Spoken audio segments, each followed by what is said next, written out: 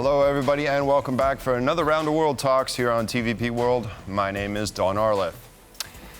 U.S. Defense Secretary Lloyd Austin paid a visit to Kyiv on Monday. While in the Ukrainian capital, he announced a new aid package for Ukraine worth $400 million. The package will include ammunition, armored vehicles, and anti-tank weapons. The secretary also discussed the frontline situation with the Ukrainian leadership. Austin's visit comes just 2 weeks before the U.S. presidential elections, after which the future of U.S. military aid to Ukraine remains uncertain. This marks Austin's fourth and possibly his final trip to Kyiv. And now joining me here to discuss is Artis Pabriks, former Latvian foreign minister. Hello, sir, and thank you very much for joining us on World Talks. Good evening. So it looks like Lloyd Austin is on his final trip to Kyiv, maybe at least before the elections. And President Biden was just in Berlin last week. So what do you think the American Secretary of Defense is doing besides announcing this package there for Ukraine in Kyiv? Well, I think that he decided probably to visit Kyiv to give additional assurances to Ukraine in this gray time. And with gray, I understand the time before U.S. elections, where basically no real political decisions are at this moment made in Washington because people are waiting for the outcome of elections. And also in the times where actually major European powers are also incapable to fill in this great time with their own deliveries to Kyiv and to Ukraine. Because if we are looking what Europeans were doing, then during Zelensky's visit in Paris, due to fiscal shrinking, France actually told him that instead of 3 billion, there might be only 2. And in Berlin, seems like also Scholz is not extremely eager to promise something more than already have been done. So actually these 400 and something million from Washington, I think is kind of a little bit of hush money for the difficult times what Ukraine is now experiencing, because the backup is not the one what some of us would like to expect. Right. Well, the expectations for Berlin, I believe that President Biden came to make this visit and push his European counterparts to do more for Ukraine, but it does seem like they are unwilling to do so. Do you think that was part of the message that President Biden was bringing to Europe? I think that is a message what all of those who support freedom and democracy in Europe are actually trying to deliver to elites in Europe. But the problem is that in Europe there is still not this understanding of threat enough, let's say, anchored in the leadership of the largest nations. Because if we look to this meeting of 4 leaders, including Biden, then actually the outcomes were not exactly the ones what pro-European parties here would expect. And we just finished also here in Riga conference in Latvia, which is the annual conference of kind of international experts and political scientists. And I would say I'm a postman of such type of thinking which dominated also in this conference. Do you think it's a mistake that, say, Prime Minister Tusk or a representative from, say, one of the Baltic nations wasn't invited to this meeting? It seems that we have a little bit better understanding of what the risks concerning Russia are. Well, we do have, and I would understand, not exactly that I would like it, that Baltic states are not invited because we are a small countries. But I would say that Poland should play a more important role in European security and defense and politics, because it is regional, the largest regional power here at the Baltic Sea, bordering also Ukraine, and actually thinking seriously about security and defense. And not only speaking about this, but also doing their homework, just like we do, just like, for instance, also Finland does. The path to NATO membership, I know this is a very contentious issue, and according to this Le Monde report, the U.S. is opening up to this possibility, and especially, I guess, we'll have to see what happens on November 5th with the elections. But what is this the same as President Zelensky is demanding this invitation or some kind of guarantee. What are your thoughts on this road to NATO membership for Ukraine? Well, this road will be thorny, that's very clear. It will be not easy because, of course, Ukraine would have to make also their homework. They have to finish this war, possibly with victory. But let's look from another angle. We do not know what all kind of obstacles we still will see on front during this road. But Ukrainian membership in NATO, which is now very loudly announced also by the new Secretary General of NATO, Mark Rutte, who also supports it, and he should do this.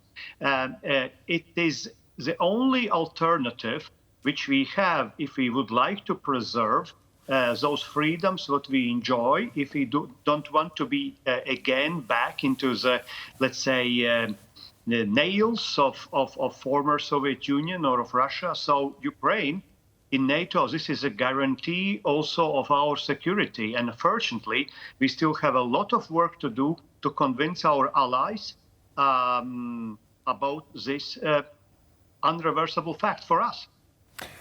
I had a conversation with Anders Asland, professor from Georgetown University, not long ago, and he recently published an op-ed that said that Russia wants to conclude the war by the end of next year because for financial reasons, because the sanctions are biting, and it just doesn't have unlimited time.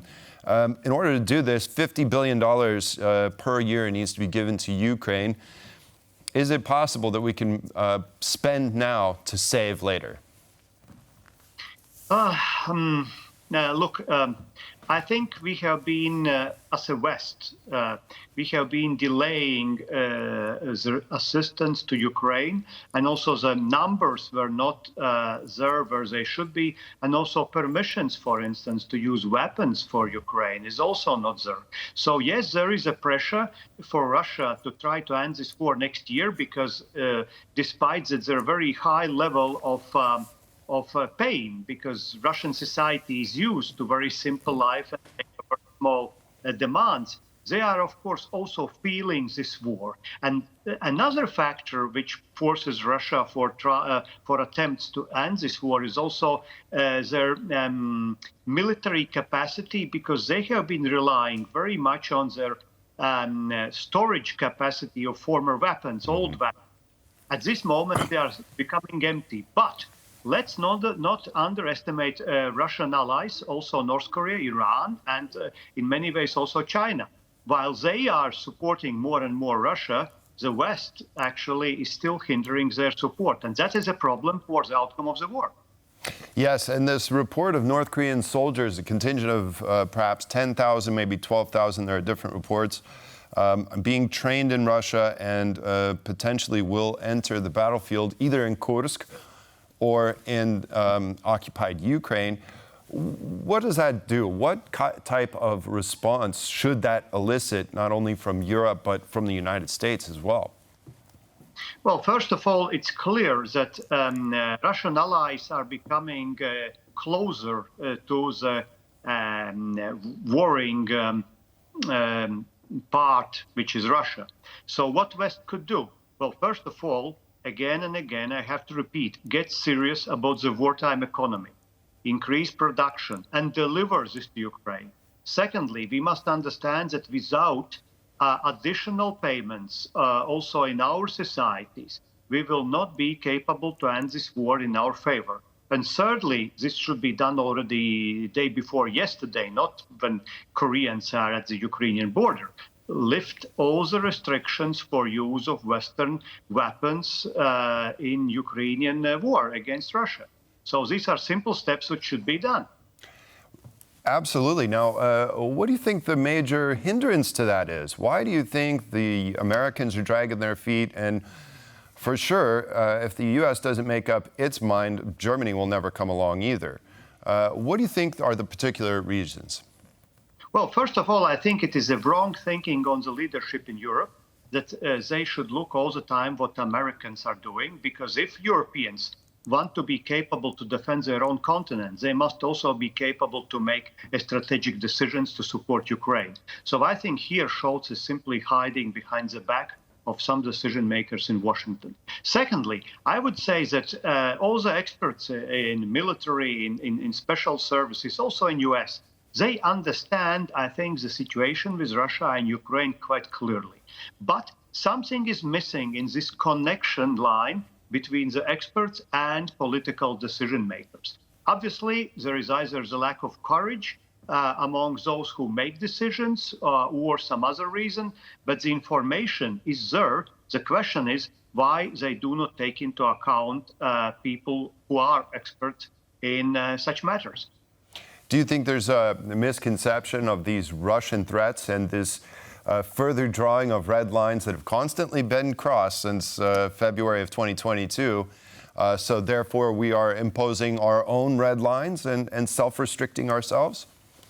Well, whenever we impose our red lines, we are actually crossing, and crossing not in our favor. The problem is not a threat assessment. The problem is the wrong responses, because many Western leaders think that they can avoid this war and kind of de-escalate this war by not responding to Russian escalation. But Russians are every month bringing this to the higher level, including also their allies, while our response is simply retreat. And with a retreat, you cannot win or stand against any kind of authoritarian regime. Yet these politicians, these same politicians that are making these decisions, are listening to some of their intelligence chiefs, for instance, coming out of Germany, saying that by the end of the decade, NATO could be faced with a direct confrontation with Russia. But if we want to prevent something like that from happening, isn't success and a Ukrainian victory absolutely key to that? Precisely. And intelligence officers also who deliver this message, they know this, and I think they tell it like this. Because, of course, if Ukraine can prevail in this war, Ukraine would have the strongest military forces in Europe, basically. The next probably will be Poland, or maybe they will be equal. And that would mean that such dangers for Europe is not there. But at this moment, we do observe that actually also Western nations, all our countries, are more and more prone to different types of Russian hybrid attacks, diversions, sabotages, and they are waging already now war against us. It's not just that type of war what experiences Ukraine, but it is there. Right. I believe it was Foreign Minister, Lithuania Foreign Minister Landsbergis, who was talking about that we shouldn't be calling this a hybrid war, but we should be calling this what it really is, such as terrorism, acts of terrorism, and state-sponsored terrorism to some degree. Is this a problem, the rhetoric that we're using to describe exactly how Russia is currently engaging members of NATO? Yes, because what Landsbergis is telling is precisely what we all should tell, and actually not only tell, but also act accordingly.